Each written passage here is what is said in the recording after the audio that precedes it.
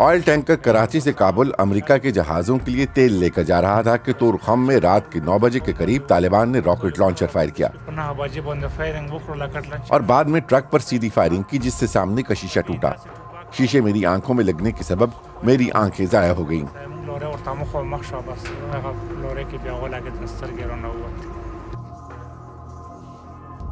30 साला इरशाद खान को अपने 3 बच्चों के चेहरे देखने की शदीद ख्वाहिश है, जो शायद अब कभी पूरी नहीं हो सकती। वो कहते हैं कि आंखों की बिनाई अजीम नेमतों में से एक है, लेकिन वो गुर्बत की वजह से नेटो ऑयल टैंकर में बतौर कंडक्टर काम करके इस नेमत से महरूम हो चुके हैं।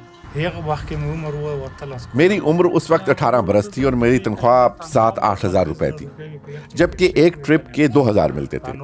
अब गुजारा बहुत मुश्किल है और बहन भाइयों से खर्चा लेता हूँ, क्योंकि मैं माजूर हूँ और घर में बैठा हूँ और बहुत मुश्किल हालात से गुजर रहा हूँ।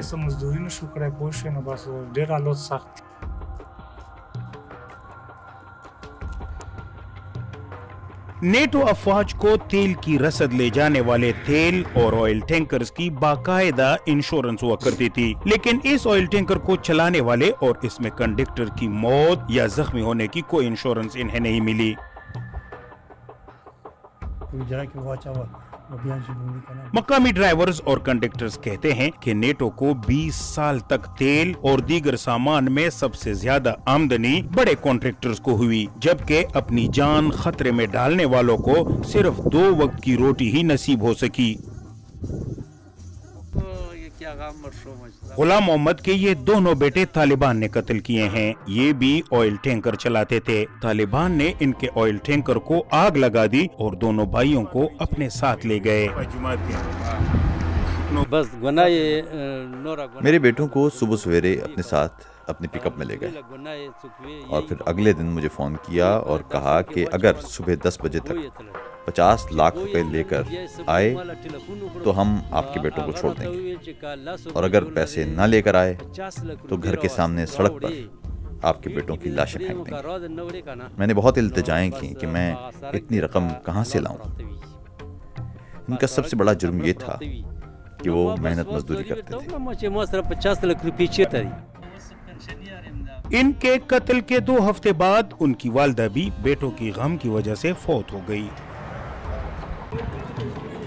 ये जख्मी और माजूर अफराद अपने हक के लिए पहली बार एहतजाज कर रहे हैं। एक अंदाजे के मुताबिक नेटो अफवाज को 70% सामान की तरसील तोरखम और चमन के रास्तों से की जाती रही है।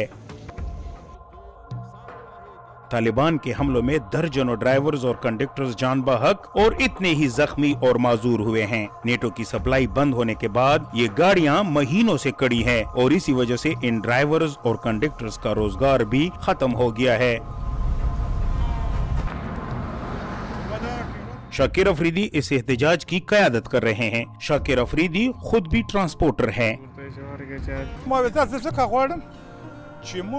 हम मुआवजे का मुतालबा इसलिए कर रहे हैं कि हम नेटो और अमेरिका के लिए सप्लाई का काम कर रहे थे। पूरी दुनिया में ये उसूल है कि जहां कहीं भी किसी कंपनी का एहलकार या मजदूर फौत होता है तो उसे मुआवजा मिलता है, लेकिन हमारे ड्राइवर और हेल्पर को मुआवजा इसलिए नहीं मिल रहा है कि हम अनपढ़ हैं और हमारे लिए आवाज उठाने वाला कोई नहीं है।